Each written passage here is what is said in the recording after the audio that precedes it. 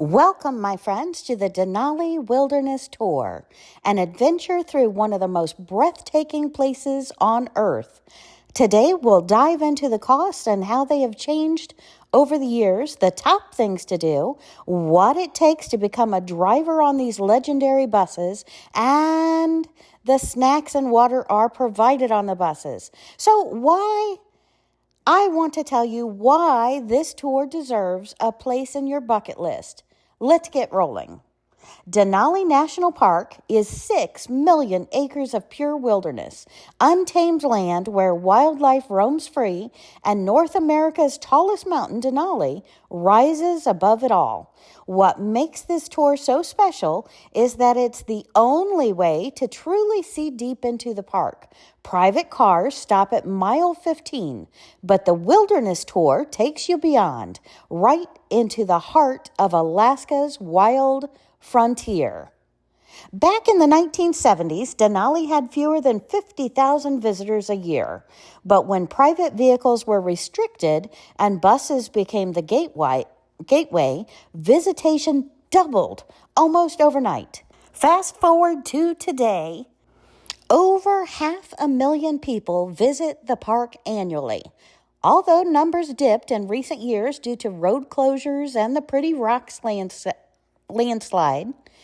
And let's talk about costs.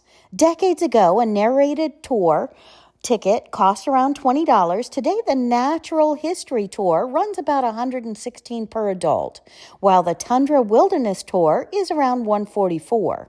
Transit or green buses are much cheaper, about $30 to $35 per seat.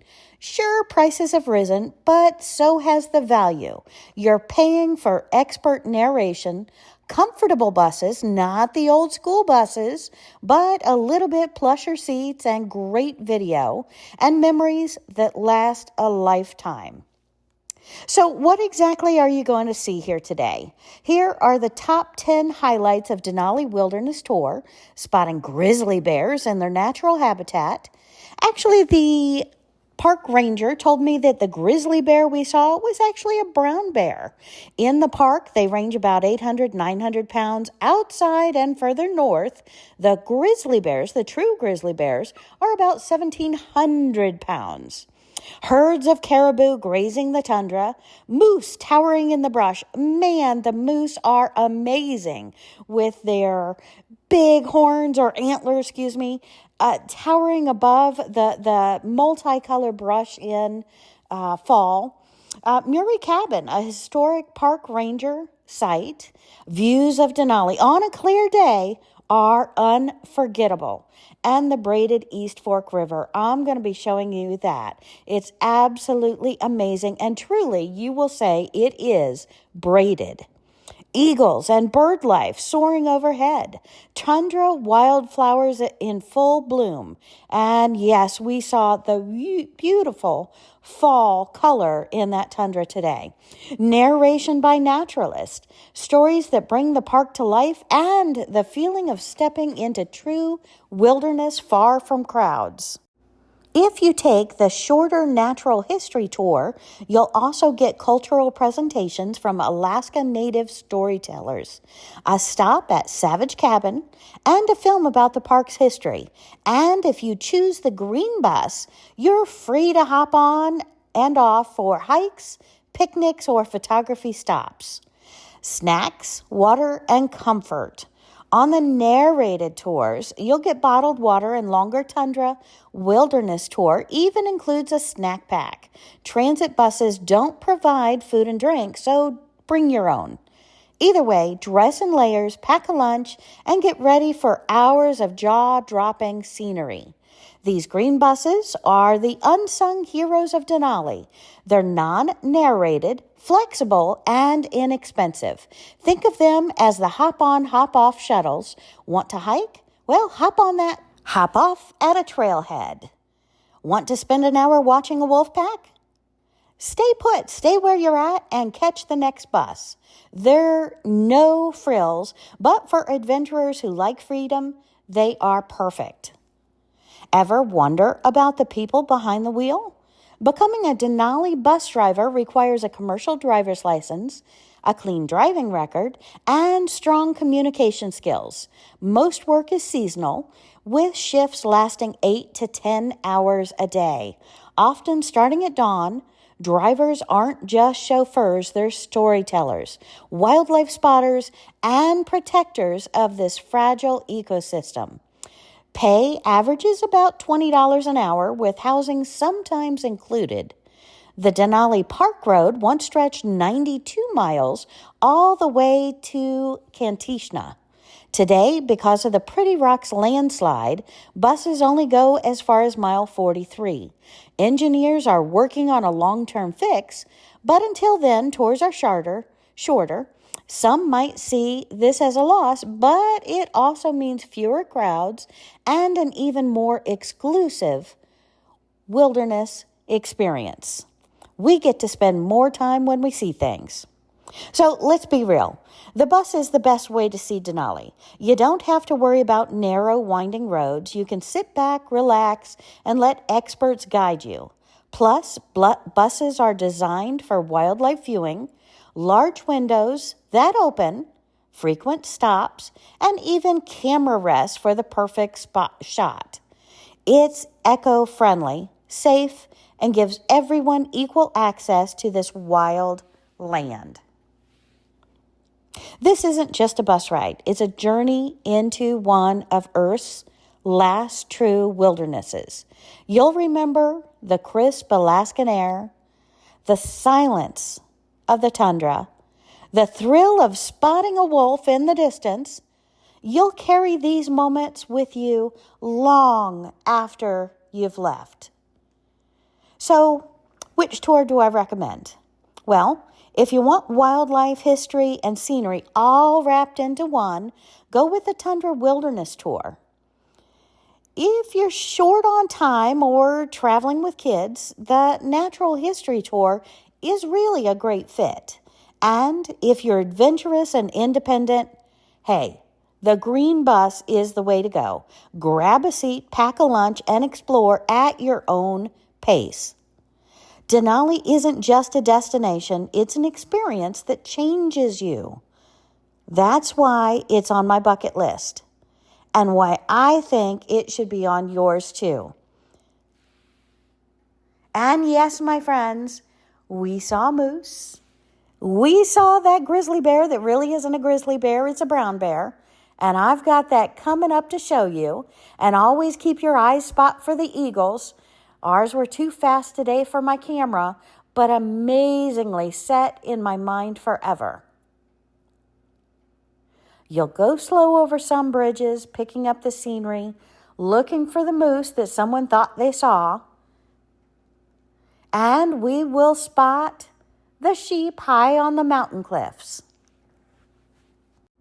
Denali is home to towering mountains, massive glaciers, and some of North America's most iconic wildlife.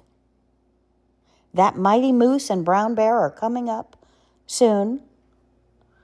Often they are taken for the grizzlies, and here we go with the sheep, my friends. Our bus driver has a mighty zoom lens, and he stops, pokes it out the window, finds that wildlife for us, and puts it on multiple TV screens throughout the bus so we can all partake close up and see these beautiful animals right on the television screens in front of us. And trust me, they are magnificent. You smell the outdoors. You smell nature. You are immersed in it. And here's that brown bear that we saw once again on the camera inside the bus with the zoom lens on the television screens. And look at that tundra, my friends. Look at all of the different shades of red, shades of green, shades of yellow. Absolutely magnificent landscape. Today, we're diving deep into the heart of Denali, uncovering wildlife facts, top things to do, conservation efforts, and even how earthquakes and climate change are reshaping the land. Here we go again with some magnificent sheep up in the mountain. And bring your binoculars. We looked at these beautiful creatures through our 50 power binoculars, and they are magnificent. And we did not see the rams today, just the mamas and the babies. The rams are absolutely stunning with their curling horns. But today I just have my 70 to 200 lens, and still absolutely magnificent, my friends. Naturalists have counted over 2,000 Dall sheep in the Denali Mountains. And with these animals, there's roughly 300 brown bears, 2,000 moose, 1,760 caribou, and lots of wolves, lynx, and occasional wolverines that have not been counted. But don't expect to see them all on each visit. This park is 6 million acres of wildlife. In Denali, moose are kings of the lowlands.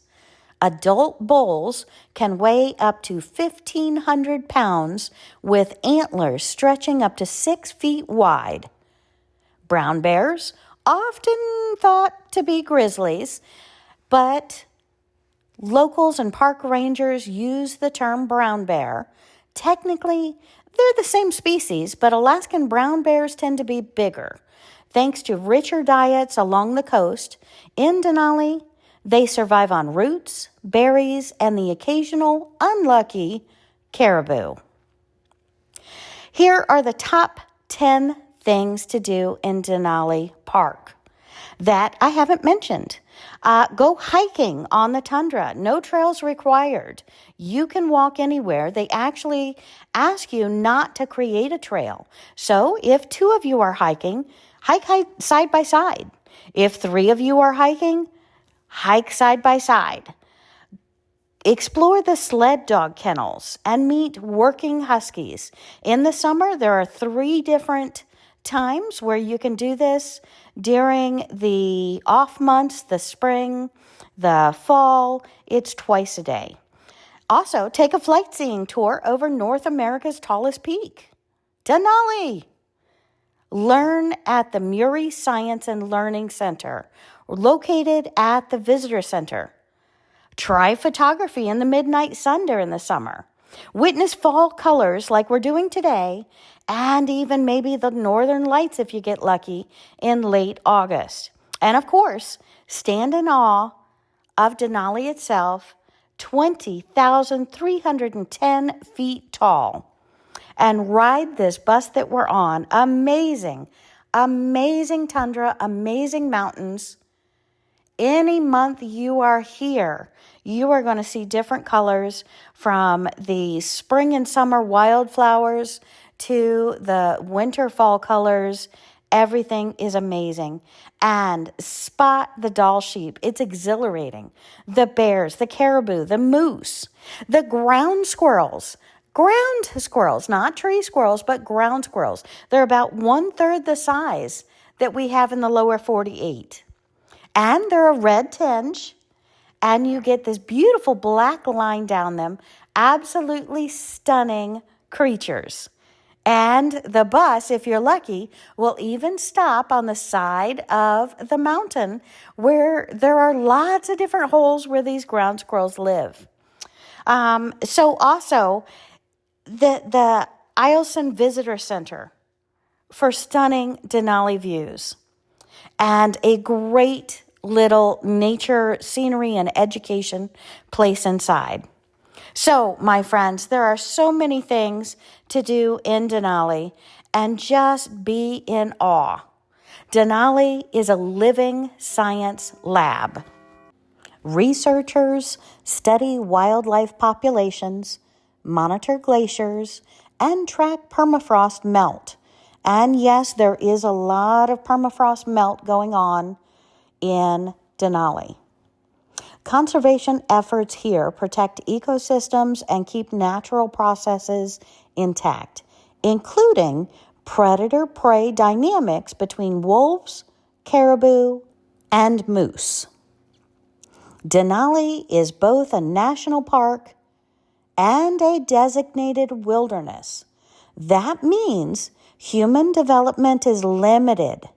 No massive hotels inside, just one road. This balance ensures you experience true wilderness, not just a parkland zoo. Wondering about muskox? Well, they don't actually live in Denali. Instead, they roam Alaska's Arctic coastal plains. As for moose and bear, they're found across Alaska, Canada, and parts of the lower 48, even down into Yellowstone and Montana. Denali employs around 1,000 seasonal and permanent staff each year. Many jobs are seasonal because winters are extreme here. Heavy snow and limited accessibility makes this place very difficult in winter. Most visitors come from May through September. After that, snow dominates the landscape. Denali gets about 70 inches of snow per year in lower valleys, much more at higher elevations. Glaciers are melting rapidly. Tundra permafrost is thawing, and shifting ground has even closed part of Denali Park Road due to massive landslide at Pretty Rocks. The bus driver may even stop and show you previous landslides that have been cleared so the road can keep going in the first 43 miles. Alaska also experiences frequent earthquakes, reshaping this land. For wildlife, these changes alter food supplies, habitats, and migration patterns. Bears may move for new berry patches, while moose seek unfrozen wetlands. Did you know Alaska also has rainforests? The Tongass National Forest in southeast Alaska is the largest temperate rainforest in the entire world. A stark contrast to Denali's dry tundra. Denali, my friends, is more than just a park. It's a wild classroom. It's a sanctuary for wildlife, a reminder of how powerful nature truly is. From moose in the willow thickets to brown bears roaming in the tundra, every visit here is unforgettable. If you're planning a trip, bring your curiosity, because Denali always has more secrets to share. More than 160 species of birds have been recorded in Denali, yet visitors often see a handful. Why? Well, many species migrate through or live in remote habitats you won't easily spot from a bus window. Look for birds of prey soaring high, or the willow ptarmigan, Alaska's state bird, camouflaged in the tundra. You'll see more birds in summer than you will in August or September. And you probably see about 20 of the 160 if you look real close. Beautiful Denali in Alaska. Alaska is the largest U.S. state by land area, stretching across 663,000 square miles. It is a place where natural extremes, towering mountains, deep fjords, endless tundra, and vast forests come together. Its landscapes are shaped by glaciers, permafrost, and volcanic activity, while its skies are alive with northern lights, midnight sun, and some of the clearest stargazing in North America. Understanding Alaska means looking not just at its people and history, but also at its geology, climate, plants, and natural cycles. In 2025, Alaska is home to about 730,000 people, making it one of the least densely populated states. Most people live in the south or central region, especially Anchorage, with around 290,000 residents, while rural villages in the interior or along the coast may only have a few hundred people. Indigenous Alaskans, Inupiat, Yupik, Athabascans, Lignic, Haida, and others make up nearly 20% of the population, and their knowledge of the land is crucial to survival in extreme conditions. To truly understand Denali is to learn about Alaska. To learn about Alaska is truly to visit Denali. Alaska is a geological wonderland containing nearly every type of rock and landform. Mountains. The Alaska Range includes where we're at, Denali, the tallest peak in North America at 20,310 feet. These mountains were shaped by tectonic collisions and ongoing uplift. Volcanoes. The Aleutian Islands and southern coast of Alaska sit on the Ring of Fire, home to 130 volcanoes, many of which are still active. Alaska has over 100,000 glaciers, covering about 5% of the state. Yes, my friends, 100,000 glaciers. It's true. See my other video on 26 Glacier Cruise, where we visit 26 of these beautiful glaciers. Soils and permafrost. In the north and interior of Alaska, permafrost, permanently frozen ground, dominates. Only the top active layer thaws in summer, allowing shallow-rooted plants to grow. Permafrost is ground. It's soil, rock, and organic matter that has stayed frozen for at least 2 consecutive years. Easy definition. It can only be a few feet deep or extend hundreds of meters underground. Fires in Alaska often burn not just the surface, but also the layer of peat. Partially decayed plant material, like if you've traveled a lot, you've probably heard about Scotland. Well, peat is here in Alaska too, above the permafrost. These are called zombie fires that go underground, or holdover fires. And, well, how do they work? Well, summer ignition, a wildfire burns the surface, drying out and igniting the peat or what some call the duff layers. Insulation, because peat is dense and packed with carbon, the fire smolders underground slowly, even as snow falls above. And then the fire stays alive under the snowpack, feeding on organic soil near permafrost, and then, unfortunately, reemergence. When spring melts arrive, the underground fire can resurface, sparking new flames. Thus, even in a land of ice and permafrost, fire can travel underground and reappear the following season. Fire up here is very, very costly. Well, let's talk about Alaska's 5 main regions, each supporting a different plant life, and we're seeing that here in Denali.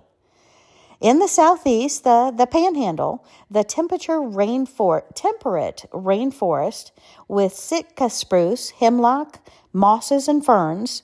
The south central Alaskan region with coastal forests and boreal woods with birch, aspen, and spruce.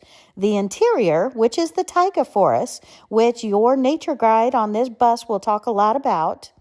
The taiga forest with willows, shrubs, and hardy berries like blueberries and cranberries growing wild. Actually, over 60 type of berries grow right here in Denali, feeding these beautiful animals. The north slope of Alaska is the Arctic. That's really the tundra where trees can't grow. Only mosses, lichens, grasses, and dwarf shrubs survive. And then, like we mentioned, the volcanic region, the Aleutian Islands, it's treeless, windy grasslands with wildflowers and hardy herbs. The tree line, trees stop growing in Alaska's Arctic tundra, and in Denali here, we run in and out of that area as well. And at high elevations and mountain ranges beyond this line, cold and permafrost prevent any root development. So why so many plants here in Alaska? Despite the harsh climate, Alaska has remarkable biodiversity. This is because the summer is very, very long, 23 to 24 hours of sunlight, fueling rapid growth for the Arctic summer plants. Rich soils in some regions, glacier valleys and volcanic ash deposits provide lots of nutrients. And there's lots of microclimates here. Coastal rainforests differ sharply from inland tundra, allowing different ecosystems to thrive. And my friends, you have got to experience the night sky. With little light pollution here in Alaska, Alaska offers pristine views of the Milky Way and constellations. Astronomers often study auroras and upper atmosphere physics from Alaska's vantage point. So we are looking at a braided river. And we've mentioned braided river earlier in the video. A braided river splits into multiple small channels, or looks like threads, rather than staying in a single channel. These channels or threads merge and divide into a pattern across a wide, gravelly, or sandy riverbed. It's really a dynamic spot. It shifts with time, especially during floods and snowmelt. High sediment load, meaning lots of gravel, sand, eroded rock that rivers carry, help create a braided river. And the big differences between low and high discharge, or snow or glacier melt in the summer, lower in the winter into those braids.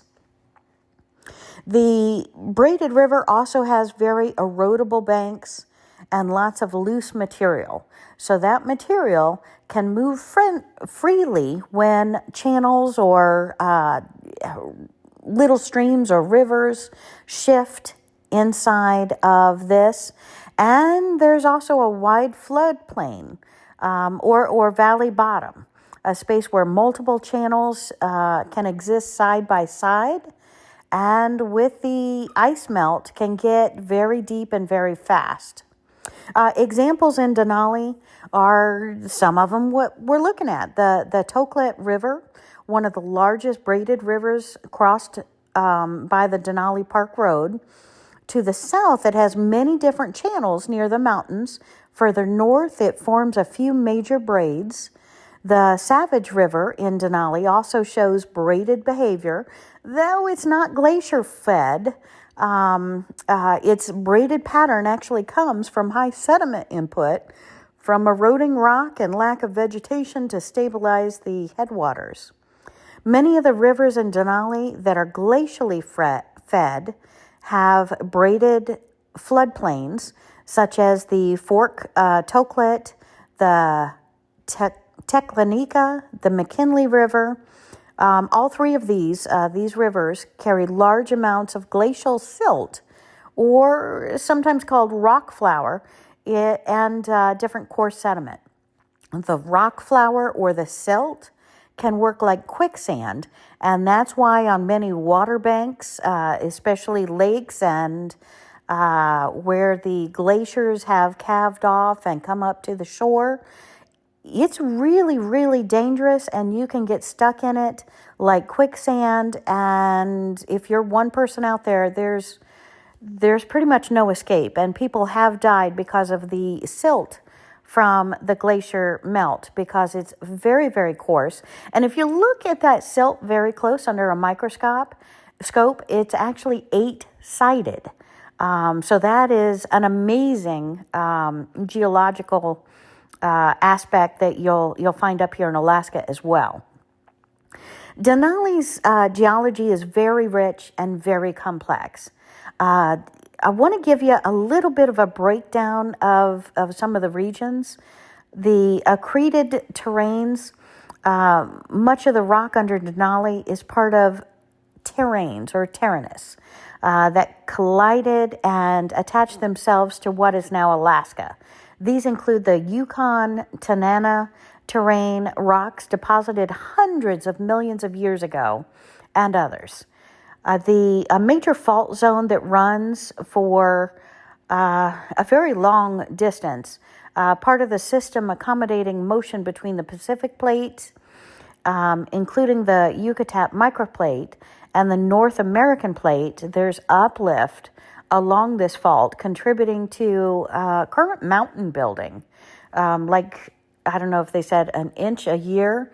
Oh, and I want to show you my beautiful, you cannot beat the tundra, the color change here with my beautiful bull moose.